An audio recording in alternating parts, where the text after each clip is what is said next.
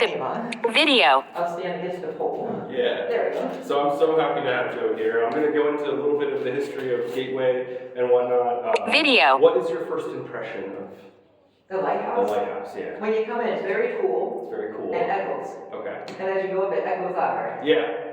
Did you think it's cool, like cool as in hip, or just cool as in cold, like to the touch temperature? Very cool to check out. Yeah, nice. I highly recommend anyone coming here to Sandy. And cool inside. Yeah. And very cool inside too.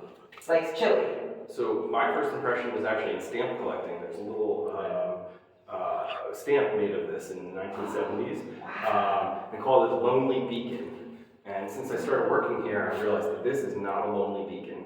It has been occupied since 1764 with lighthouse keepers taking care of it. Loyalists in the U.S. Revolution, the British loyalists occupied this place, and revolutionaries fought to try to gain hold of it. Didn't really take, but this space has been important for coastal defense since that time, because this was the only way in and out of the New York Harbor, the busiest harbor in the United States by 1860.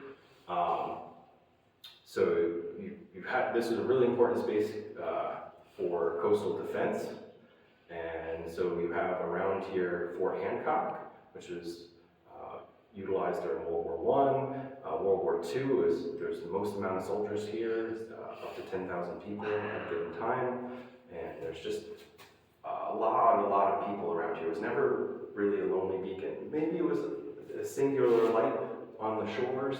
When it was first built, it was built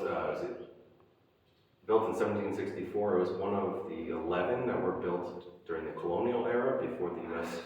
began.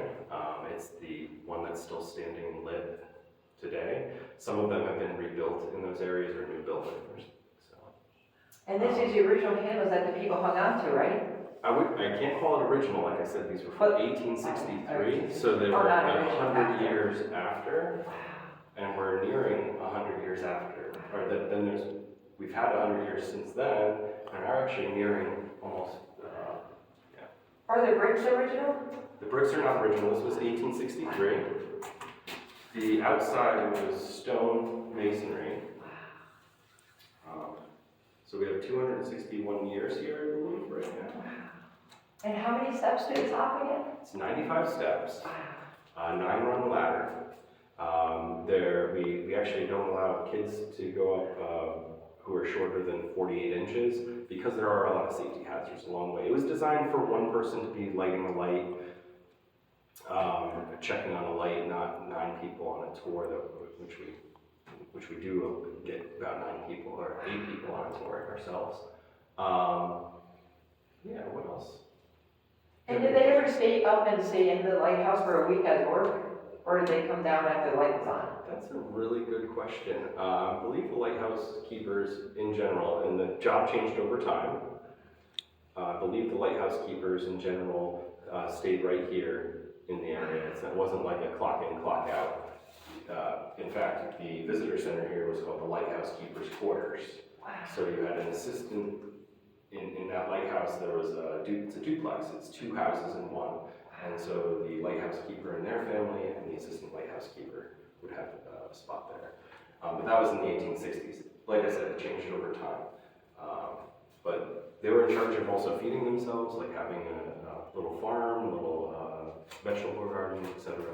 right around here.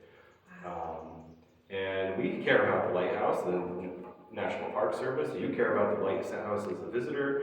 So Yes. It's not a lonely beacon. The U.S. Coast Guard came and changed out the 1,000-watt bulb just a few weeks ago. So it's really loved lighthouse, even though it's the oldest. So. Nice. Thank you, sir.